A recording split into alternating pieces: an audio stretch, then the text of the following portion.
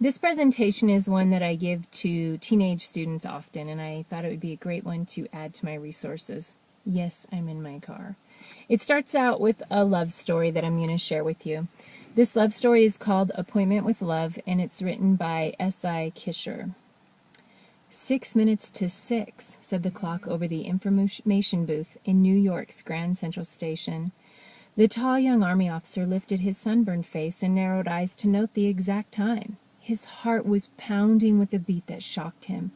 In 6 minutes, he would see the woman who had filled such a special place in his life for the past 13 months, the woman who he had never seen, yet whose written words had sustained him unfailingly.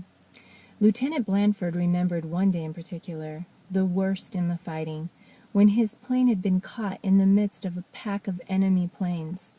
In one of his letters, he had confessed to her that he often felt fear, and only a few days before this battle, he had received her answer. "Of course you feel fear. All brave men do. Next time you doubt yourself, I want you to hear my voice reciting to you, 'Yea, though I walk through the valley of the shadow of death, I shall fear no evil, for thou art with me.'" He had remembered, and it had renewed his strength. Now he was going to hear her real voice. 4 minutes to 6. A girl passed close to him, and Lieutenant Blandford started. She was wearing a flower, but it was not the little red rose they had agreed upon. Besides, this girl was only about 18, and Hollis had told him she was 30. His mind went back to that book he had read in the training camp. Throughout the book were notes in a woman's writing. He had never believed a woman could see into a man's heart so tenderly, so understandingly. Her name was on the bookplate, Hollis Minnell. He got a hold of a New York City telephone book and found her address. He had written, she had answered. Next day he had been shipped out, but they had gone on writing. For 13 months she had faithfully replied. When his letter did not arrive, she wrote anyway, and now he believed he loved her, and she loved him. But she had refused all his pleas to send him her photograph. She explained, "If your feeling for me has any reality, what I look like won't matter. Suppose I'm beautiful. I'd always fear you were taking a chance on just that, and that kind of love would disgust me. Suppose I'm plain, and you must admit that this is more likely, then I'd always be haunted that you were going on writing because you were lonely and had no one else. No, don't ask for my picture. When you come to New York City, you shall see me, you shall meet me, then you shall make your own decision." 1 minute to 6. He flipped the pages of the book he held. Then Lieutenant Blandford's heart leapt. A young woman was coming toward him. Her figure was long and slim. Her blonde hair lay back in curls from her delicate ears. Her eyes were blue as flowers. Her lips and chin had a gentle firmness. In her pale green dress, she was like springtime come alive. He started toward her, forgetting to notice that she was wearing no rose. And as he moved, a small, enticing smile curved her lips. "Going my way, soldier?" she invited. He made one step closer to her. Then he saw Hollis Minnell. She was standing almost directly behind the girl, a woman who looked well past 40, her graying hair tucked under a work hat. She was more than plump. Her thick-ankled feet were thrust into low-heeled shoes, but she wore a red rose on her rumpled coat. The girl in the green dress was walking quickly away. Blandford felt as though he were being split in two, so keen was his desire to follow the girl, yet so deep was his longing for the woman whose spirit had truly companioned and upheld his own. And there she stood. He could see that her pale, plump face was gentle and sensible. Her gray eyes had a warm twinkle. Lieutenant Blandford did not hesitate.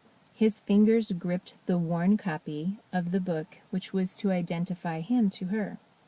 This would be something precious, a friendship for which he had been and must ever be grateful. He squared his shoulders, saluted, and held the book out toward the woman.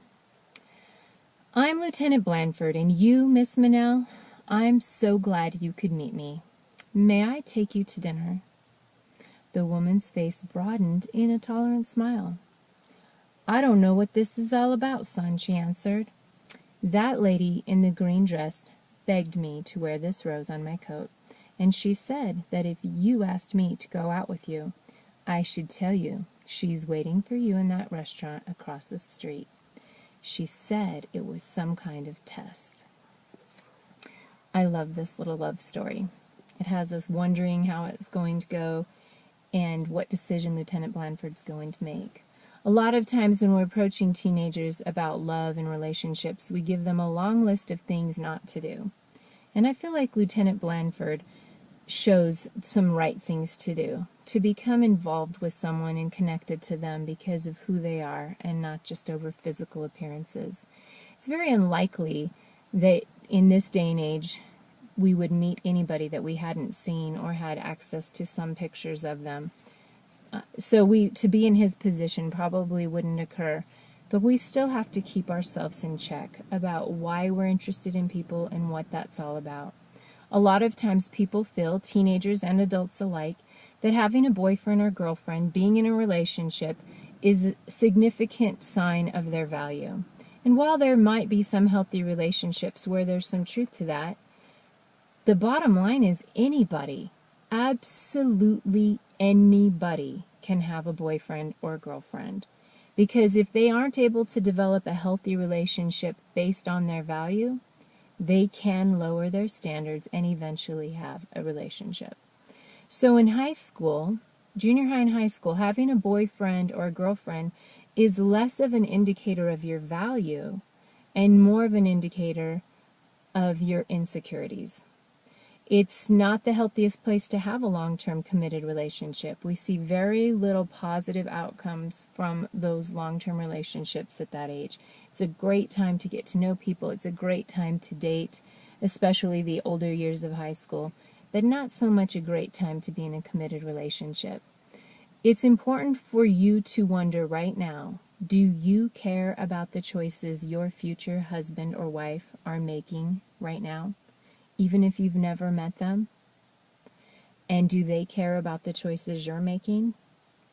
I've had the chance to work with girls on a regular basis, and I've told them, if I could handpick your future husband right now, the way I would know is by the music he listened to, the way he treats his family, the respect he shows his parents and the people around him. And the flip side of that would be equally true. If you are acting in a way that your future husband or wife would be pleased with, that's a really good indicator of the choices you're making. The opinions that music hold towards women and men matter. And if we're listening to crude things, watching crude things, developing this complacent attitude or negative attitude towards men or women based on the things we listen to or watch, it will hold over and impact our future relationships. So I think as we think about future relationships, Lieutenant Blandford did a great job of showing us that we can be interested in people for more than just what they look like. I wonder in that story if he had walked off with the lady in the green dress when she had first smiled at him before he had talked to the woman with the rose, what she would have thought of him, if she would have ever really admitted it was her, or if she would have just been so disgusted that he was pulled by beauty towards her rather than the woman that was wearing the rose. It's kind of interesting to think about.